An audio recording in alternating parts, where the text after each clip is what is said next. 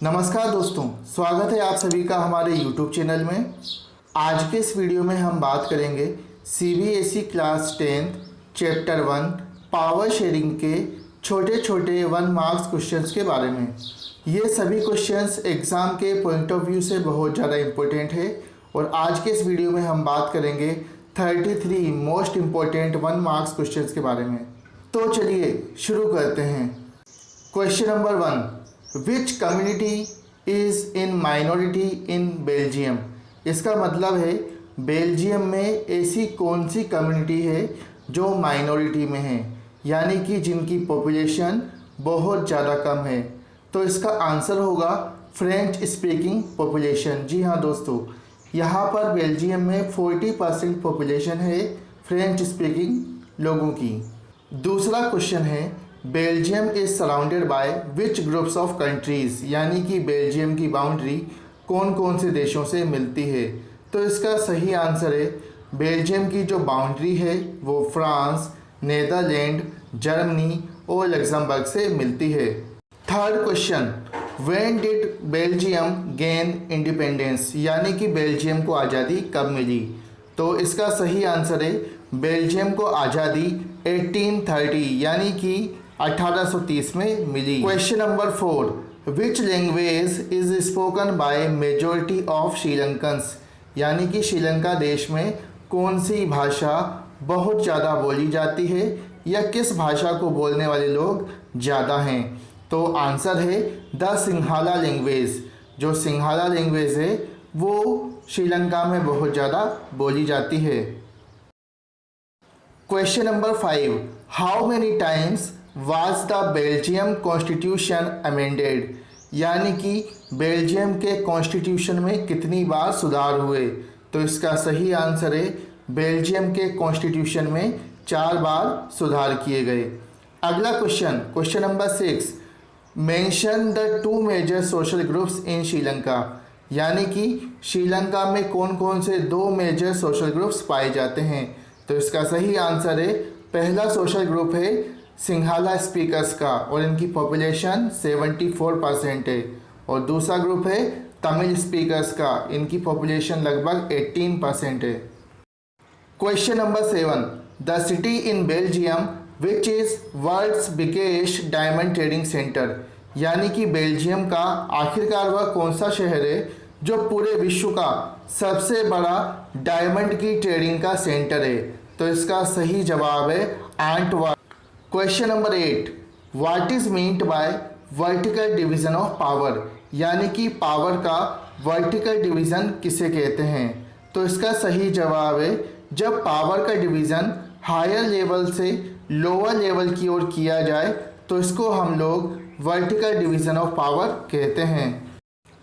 Question number 9, which minority community is relatively rich and powerful in Belgium, आखिरकार Belgium में वह कौन C minority community है जो ज़्यादा रिच और पावरफुल है। तो इसका सही जवाब है द फ्रेंच स्पीकिंग पीपल या the French speaking minority. Question number 10, which system of power sharing is called check and balance, यानी कि पावर शेयरिंग का कौन सा मॉडल चेक्स एंड बैलेंस कहलाता है। तो इसका सही जवाब है पावर शेयरिंग का जो हॉरिजॉन्टल मॉडल होता है वह चेक्स एंड बैलेंस कहलाता है। इसके अंदर गवर्नमेंट के अलग अलग ऑर्गन्स एक दूसरे के ऊपर नज़र रखते हैं, एक दूसरे के काम को इवेल्यूट करते हैं ताकि कोई भी गवर्नमेंट का ऑर्गन अपनी पावर का अनलिमिटेड यूज़ ना कर पाए। Question number 11, where is the parliament of European Union, यानी कि यूरोपियन संघ की जो पार्लियामेंट है वो किस देश में लोकेटेड है। तो इसका सही जवाब है Belgium. Question number 12, what is federalism, यानी कि फेडरलिज्म क्या होता है। तो एक ऐसी गवर्नमेंट जिसमें 2 या 2 से ज़्यादा लेवल्स होते हैं उन्हें हम लोग कहते हैं federalism.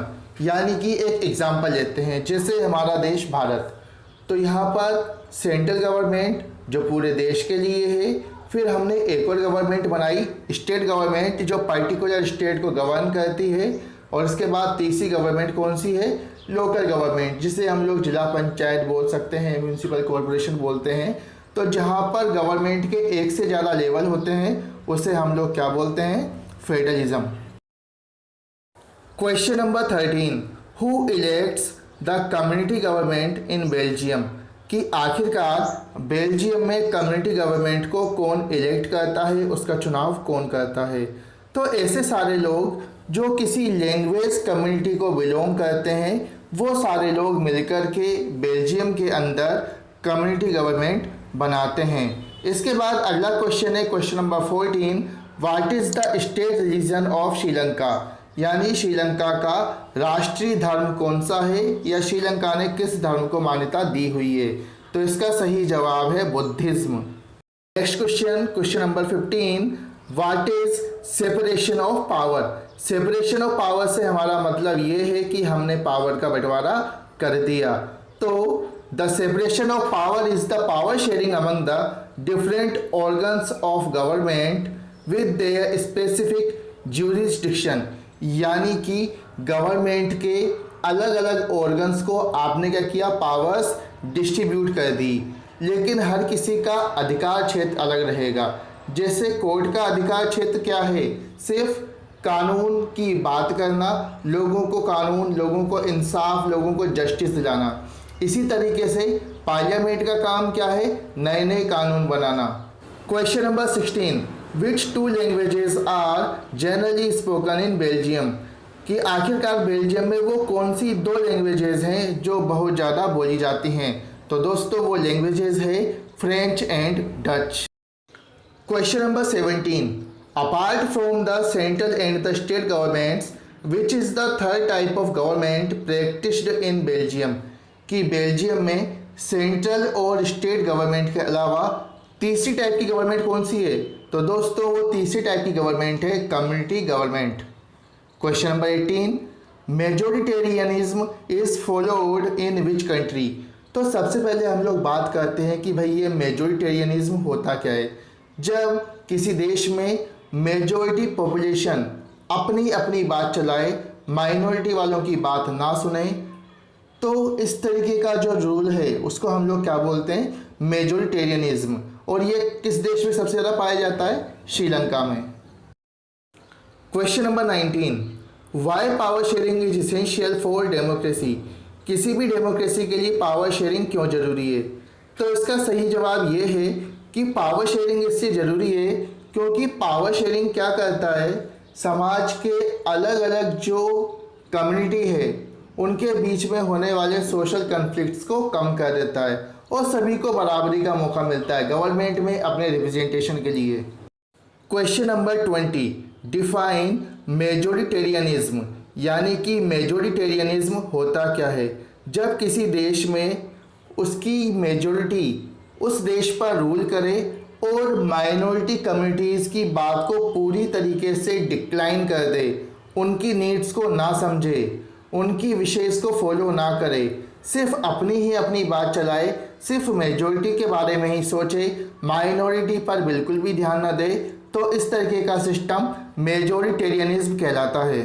Question number 21, which language was recognized as the only official language of Sri Lanka in 1956, यानी कि 1956 के बाद श्रीलंका में किस लैंग्वेज को ऑफिशियल लैंग्वेज का दर्जा मिल गया था। तो दोस्तों वो लैंग्वेज थी Sinhala. Question number 22, how is the division of power between higher and lower level of government is known as, किसी भी गवर्नमेंट में पावर का बंटवारा जब हायर लेवल से लोअर लेवल के बीच हो तो इसको हम लोग क्या कहेंगे। तो दोस्तों इसको हम लोग कहेंगे vertical division of power. Question number 23, which system of power sharing is called checks and balances, power sharing का कौन सा मॉडल चेक्स एंड बैलेंसेस कहलाता है। तो दोस्तों वो है हॉरिजॉन्टल डिस्ट्रीब्यूशन ऑफ पावर, जिसके अंदर गवर्नमेंट के अलग अलग ऑर्गन्स एक दूसरे के ऊपर नज़र बनाए रखते हैं, जैसे executive. Question number 24, what is the significance of the word ethnic, कि भाई ये एथनिक शब्द जो है इसका मतलब होता क्या है। जब किसी समाज में कल्चर को लेकर के सोशल डिवीज़न होता है तो इसको हम लोग क्या कहेंगे, इसको हम लोग कहेंगे ethnic. Question number 25, what do you mean by federal division of power. Power का फेडरल डिवीज़न हम किसे कहेंगे, जब गवर्नमेंट की पावर अलग अलग लेवल्स में हो, यानी जब गवर्नमेंट की पावर हायर लेवल से लोअर लेवल के बीच आए तो उसको हम लोग कहते हैं federalism. Question number 26, how is power shared in modern democracies. कि भाई आजकल जो मॉडर्न डेमोक्रेसीज़ है, जो देश हैं, उनके अंदर पावर शेयरिंग किस तरीके से होती है। तो दोस्तों आजकल होता ये है कि पावर शेयरिंग के अलग अलग मॉडल आजकल देश अपने इस्तेमाल में लेकर आते हैं। कुछ लोग क्या करते हैं, हॉरिजॉन्टल डिस्ट्रीब्यूशन ऑफ पावर का यूज़ करते हैं, कुछ लोग वर्टिकल डिवीज़न ऑफ पावर का यूज़ करते हैं। इसके अलावा कई सारे देशों में पॉलिटिकल पार्टीज़, प्रेशर ग्रुप्स, वो सभी लोग मिलकर के क्या करते हैं, पावर शेयरिंग का काम करते हैं। या दूसरे शब्दों में हम लोग ये कह सकते हैं कि भाई आजकल डेमोक्रेसीज़ में पावर शेयरिंग जो होती है वो गवर्नमेंट के अलग अलग ऑर्गन्स के बीच में भी हो जाती है और गवर्नमेंट के अलग अलग जो लेवल्स हैं उनके बीच में भी हो जाती है। इसके अलावा पॉलिटिकल पार्टीज़, प्रेशर ग्रुप्स ये भी अपना अपना रोल प्ले करते हैं। दोस्तों क्वेश्चन नंबर 27 कहता है कि श्रीलंका की पॉपुलेशन में कौन सा सोशल ग्रुप लार्जेस्ट है, यानी कि किस सोशल ग्रुप्स की मेजॉरिटी है। तो वो सोशल ग्रुप है सिंहलीज का या सिंघाला स्पीकिंग पीपल्स का। इसके बाद question number 28, what is the third tier of government known as. Government का तीसरा टायर या तीसरा लेवल हम किसको कहते हैं। तो गवर्नमेंट का जो तीसरा लेवल है इसको हम लोग कहते हैं लोकल या सेल्फ गवर्नमेंट। भारत के अंदर इसको पंचायती राज भी कहा जाता है। Question number 29, state two main basis of the social division in Sri Lanka. कि श्रीलंका में सोशल डिवीज़न के वजह क्या है, आखिरकार वो कौन सी दो वजह है जिसकी वजह से श्रीलंका में सोशल डिवीज़न हुआ। तो इसका आंसर है रिलीजन और लैंग्वेज। भाषा और धर्म ये दो मेन फैक्टर है जिसकी वजह से श्रीलंका में सोशल डिवीज़न हुआ। Question number 13, what is the linguistic composition of Belgium. Belgium में भाषा के आधार पर रहने वाले लोगों का कंपोजिशन क्या है, जरा बताइए। तो इसका आंसर है कि बेल्जियम में 59% लोग डच लैंग्वेज बोलते हैं, 40% लोग फ्रेंच लैंग्वेज बोलते हैं, सिर्फ 1% लोग जर्मन लैंग्वेज बोलते हैं। Question number 31, what do you mean by the horizontal sharing of power. Power का हॉरिजॉन्टल शेयरिंग किसे कहते हैं।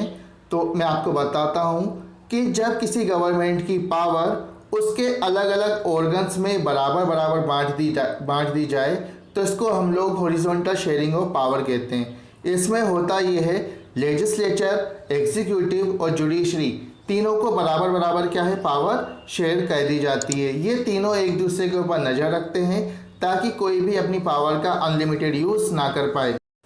Question number 32, what does the collision government imply. आखिरकार ये कोलिजन गवर्नमेंट होती क्या है। तो सीधी सी बात है दोस्तों, जब किसी एक पॉलिटिकल पार्टी को मेजॉरिटी ना मिल पाए, दो या दो से ज़्यादा पार्टीज़ आपस में मिलकर गवर्नमेंट तैयार कर ले, तो इस तरीके की गवर्नमेंट को हम लोग कोलिजन गवर्नमेंट कहते हैं। इसके बाद आता है हमारा आखिरी question, question number 33, in which year did Sri Lanka achieve it's independence. Sri Lanka को आखिरकार आज़ादी कौन से साल में मिली, कौन से वर्ष में मिली। तो श्रीलंका को आज़ादी मिली 1948 में।